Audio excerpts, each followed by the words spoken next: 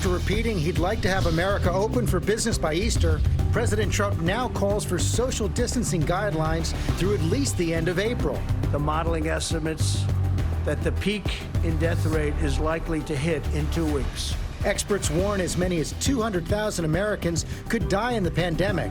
The nation's top infectious disease doctor, Anthony Fauci, joins us right here on GMA. New York sees a major surge, at least 33,000 cases in New York City alone. Nearly 900 NYPD members testing positive. And now the new field hospital, usually deployed to disaster zones, opening up right in the heart of Central Park. States from Florida to Rhode Island now vowing to crack down and quarantine those fleeing New York, as these healthcare heroes come to the rescue this morning. Cruise ship nightmare. The desperate situation on board the Zandam. The ship stuck on high seas as ports turn it away. 4 people dying, nearly 200 on board suffering flu-like symptoms. We hear from the Americans on board this morning. Instacart and Amazon workers planning a big strike this morning, protesting conditions and saying they need more protective gear. Tornado outbreak. 22 twisters leave a trail of damage across 3 states. An EF3 strikes Arkansas. The new severe weather threat this morning. Oh, darling, 'cause you'll always be my baby.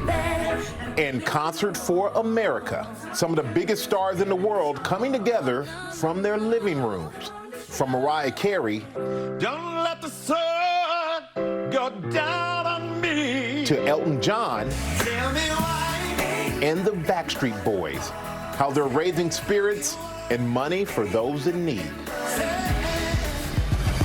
Live in Times Square, this is Good Morning America. Good morning, America. Thank you for joining us on this Monday morning. Did you guys stay up late enough to see the concerts? Well, I certainly was enjoying it just now, Michael. They sound, She said. yeah, sound just as good as they did in being there in person. And it's great to have Robin joining us from home on this Monday morning. What a concert last night, Robin. Ooh, I was watching from my living room, Michael. So many special performances. Alicia Keys singing Underdog. I love that lyric, you will rise up. Indeed. They raised more than $1 million to help those in need and those on the front lines. So many cheering for our heroes. Isn't that right, Amy? That is right, Robin. In fact, they were cheering here in New York City. Take a look and a listen. I love this. Applause erupting at 7 p.m. last night for all of the first responders and doctors and nurses. We do that every night right now. As you guys know, New York is now the epicenter of this outbreak here in the U.S. There are a lot of other hotspots developing as well, and we're following a lot of new developments. President Trump is now extending federal guidelines for social distancing, as we said, until April 30th.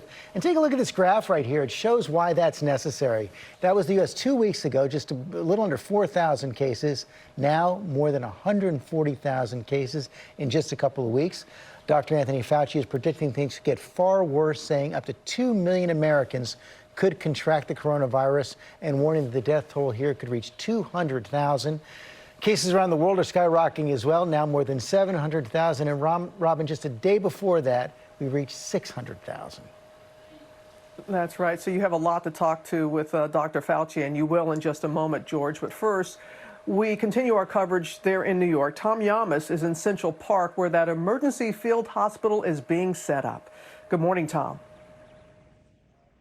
Robin, good morning to you. As you know, Central Park is an oasis for so many that live here in New York City, and now it's going to be a place where people are brought hoping not to die. And Robin, I got to be honest with you, when we drove in here this morning and you see these white hospital tents, it really hits you. This is Central Park, and this is a field hospital. The group Samaritan's Purse hopes to have it up and running by tomorrow. They're going to have 68 hospital beds, and Robin, they tell me they will be treating COVID-19 patients. This morning, America dealing with a new, longer timeline.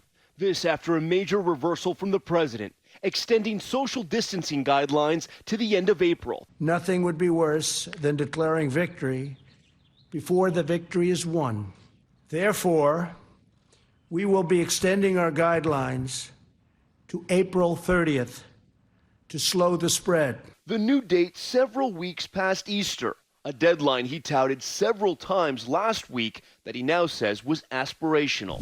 As the number of confirmed cases of COVID-19 skyrockets coast to coast, health officials estimating there could be millions of cases in the United States and between 100,000 to 200,000 fatalities. The president's new guidelines come as some governors are discouraging residents from coronavirus hot zones from entering their states. In Florida, checkpoints to screen New Yorkers driving in, while the Rhode Island National Guard began door-knocking homes, mandating that all out-of-state visitors self-quarantine. In Texas, travelers from major cities and drivers from neighboring Louisiana now required to quarantine for 14 days. Louisiana did see a one-day slowdown in confirmed cases, but the governor warning they are in a dire situation with a lack of supplies for hospitals. We are playing catch-up. There's no doubt about that, and it moves fast. In New York, EMS reporting record high call volumes, saying the last 5 days have been their busiest ever, with more than 6,000 911 calls a day. This morning, nearly 5,000 members of the NYPD are out sick, and nearly 900 have tested positive for COVID-19. 260 firefighters have also tested positive as well. This is unprecedented. We've never seen our EMS system get this many calls ever. With growing PPE shortages, healthcare workers like South Carolina critical care nurse Meredith Johnson say they feel unprotected. I did sign up for this, but I didn't sign up to do it without the right equipment. I didn't ever expect to be in a position where I would be sent to work and literally risking my life. The battle against the virus also taking an emotional toll. Nurses providing that critical link between patients and their families. I just came from a patient's room. He's actively dying, positive diagnosis of COVID-19, and his family can't come, so I had to FaceTime his family, and it was just so heartbreaking. Those on the front lines also fighting for their own lives. Dr. Arnold Wegg, a 63-year-old, 30-time marathoner, now on day 6 in a New York ICU after his family says he contracted COVID-19 from one of his patients. He's receiving a lot of oxygen support to continue breathing. The pandemic inspiring a call to action for retired doctors like Dr. Jane Bedell, a 63-year-old cancer survivor who came out of retirement to volunteer with the New York City Medical Reserve Corps. I have a credential, a New York State medical license, and I have experience. And so I can, even as a retired person, give back.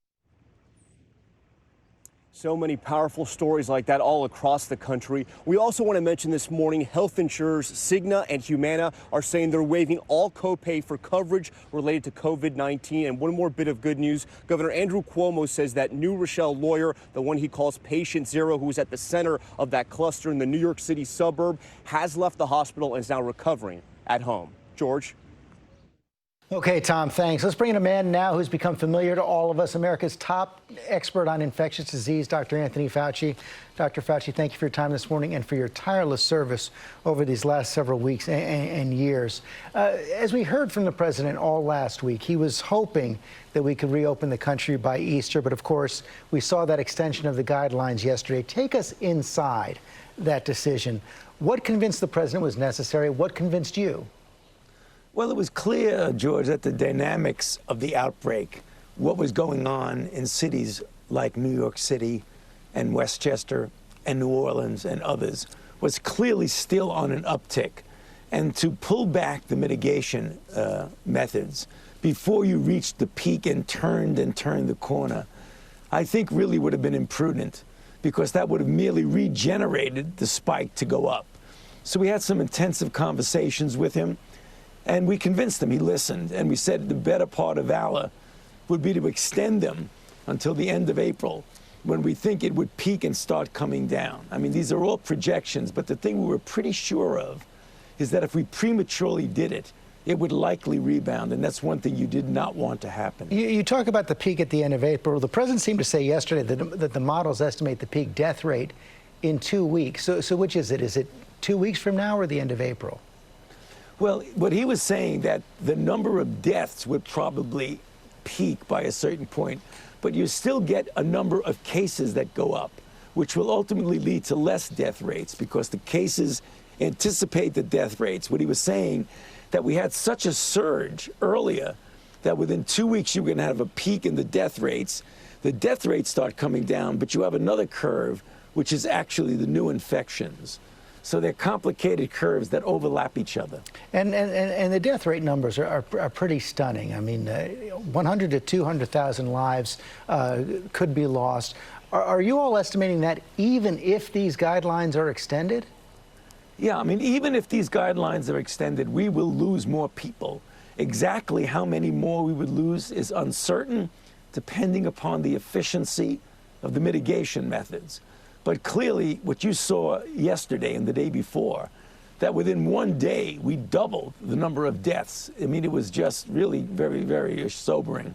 It is sobering. Of course, all of us here in New York are dealing with it. New York has been described as the epicenter of this virus here in the United States right now. What other areas are concerning you right now?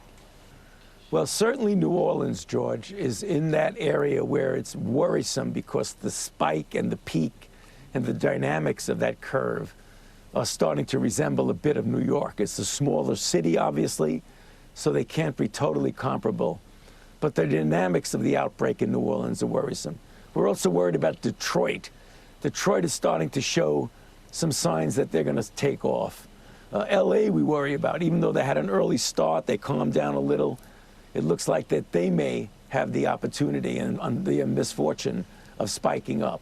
And if you look throughout the country, there are a number of smaller cities that are sort of percolating along, a couple of hundred cases. The slope doesn't look like it's going up. But what we've learned from painful experience with this outbreak is that it goes along almost on a straight line. Then you have a little acceleration, then it goes way, way up. So we've seen that in New York. Our European colleagues have seen it in Italy and France and in Germany and in Spain. And it's a rather consistent pattern. It looks like it's low level, it starts to accelerate, and then it really goes up. That's the thing we really got to be careful of. Well, we're going to have all of these little mini outbreaks throughout various cities in our country. Given that spread, I mean, the president said he hopes to have the United States well on our way to recovery by June 1st. Would that take extending these guidelines beyond the end of April? You know, I think April might do it, George, but we kept an open mind. When we presented it to the president, we said 30 days is a solid. I think we should do it. 15 days was too little. None of us felt that 15 days was adequate. And when he asked the obvious question, which is a reasonably good question, do you think there's a possibility that we may be able to go past 30 days? We said we didn't think so, but there's always that possibility depending upon the efficiency and the effectiveness of the mitigation methods. Finally, sir, what's your best hope right now for getting treatments on the market as quickly as possible and a possible vaccine? Well, we have a couple of clinical trials that are accruing now over 200 patients with one drug called remdesivir. A couple of other drugs are being tested and some in early stages of development. I would think by early summer, late spring, we will get a signal in one of those drugs to see whether it works or not. And if it does, we'll widely distribute it. And if it doesn't, we'll just get it off the shelf, get it off the table because it won't be usable. But we have the opportunity to prove one or more of them are actually working, and that's going to be a matter of a couple of months. Vaccine, a little bit different, George. We're in a phase 1 trial. We went into it as quickly as we possibly could, the fastest ever. But still, the process at rocket speed takes about a year to a year and a half. So if we cycle with this outbreak and it comes back next fall and winter, we might have the early components of a vaccine ready to counter that outbreak, likely next winter. Dr. Fauci, thank you for your time this morning. Good to be with you, George. You know, I hope all of our viewers understand Dr. Fauci's history. He is the definition of a public service. He's been serving as the head of infectious disease since 1984, 6 presidents, and has always been a calm voice of reason and candor and science. And he certainly has through this trying time. All right, well, this morning there are new concerns about strikes involving Instacart. That's the food shopping service so many people are relying on during this lockdown time. Workers are set to protest what they are calling unsafe conditions. A group called the Gig Workers Collective says Instacart shoppers deserve more protection. They are looking for free protective gear like masks, wipes, and sanitizer. Instacart has responded by making its own hand sanitizer for employees, among other measures, but Gig Workers Collective say it is not enough. Michael? All right, thank you, Amy. And now to that star-studded concert featuring Elton John, Mariah Carey, and more, coming together from the comfort of their own homes, raising more than $1 million for first responders and those in need. TJ Holmes has all the details this morning. Good morning, TJ. Hey, good morning. I attended a concert. Can you believe it? And I'm still in my concert seat. Yes, this was a concert like we've never seen before, where the entire audience watched from their living rooms, and all the artists, well, they couldn't leave their living rooms either. Don't let the sun go down on me. Elton John had to make do with an electronic keyboard. This is one of my songs. Mariah Carey had to conference in her backup singers. You'll always be my baby. And Tim McGraw sang from his diving board. She had a suntan line and red lipstick. I worked so hard for that first kiss. I walk a lonely road. The biggest names in entertainment had to wing it in isolation, but came together for the iHeartRadio Living Room Concert for America on Fox. Thank you so much to all the incredible, brave nurses and doctors out there working so hard every day. I hope this makes you feel better. Its music is making me feel a lot better right now. The night paid tribute to those on the front lines fighting the spread of COVID-19. But baby, you're really not helping. We know that your concerns are a mile high, and we hope this bit of entertainment can feed and fuel your soul. Elton John was joined for laid-back living room performances by Billie Eilish, So you're a tough guy, like a really rough guy. Alicia Keys, A first responder who is risking a life to give us a love and get it right on time. and the Backstreet Boys. Others like Demi Lovato made special appearances, encouraging viewers to donate to charitable organizations Like a skyscraper. Like a skyscraper. All right, and again, just a sign of the times here. This is what we're going to have to do. But Stray, like you mentioned, $1 million raised. They announced that 20 minutes into the benefit concert, and the money goes to Feeding America and also the First Responders Children's Foundation. So an interesting night, first of its kind, but it's just a sign of the times, Stray. Oh, Robin, I'm tossing back to you, Robin. Hey, from home. It's good to see you there, Robin. That's all right. It's always good to see you there, TJ, looking well. We want to show folks also something that was really beautiful. Take a look at this photo. That is a plane full of healthcare workers on their way from Atlanta on a Southwest flight heading to New York City. They're going to help hospitals that are overwhelmed by the coronavirus outbreak. They expect to stay for around 6 weeks, but what a beautiful sight to see them looking so happy and knowing what they're going to be doing here. And a special shout out, someone asked me, respiratory therapists, they're not getting enough love. They said respiratory therapists, they're on the front lines as well. So, but it's just great to see people coming together, Southwest providing that kind of transportation to New York. Boy, it sure is. Thank you, Rob. We've got a lot more ahead. We're going to hear from American passengers stuck on board that cruise ship with confirmed cases of coronavirus. And the show that so many are watching, me included, Tiger King, trending big. Wow. The director speaking out only on GMA. Let's go to Ginger. For now, we're all living a new normal. Businesses are closing.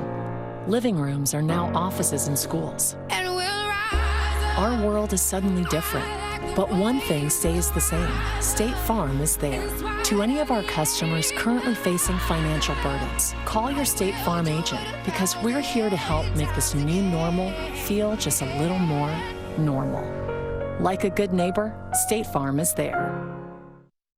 Well, you're waking up this Monday to temperatures in the 50s, just tracking a few areas of patchy fog. Otherwise, skies partly cloudy. We'll have a nice mix of sun and clouds. This afternoon, high temperatures in the upper 60s. It'll be a little bit on the breezy side, but good to get out and get in a little bit of some fresh air. We are tracking some changes, though, tomorrow and Wednesday. More clouds and a little cooler with high temperatures in the 50s. Low rain chances, but if any rain arrives, it'll be late Tuesday, possibly into the day on Wednesday. Of course, keep your Stormwatch 7 weather app handy.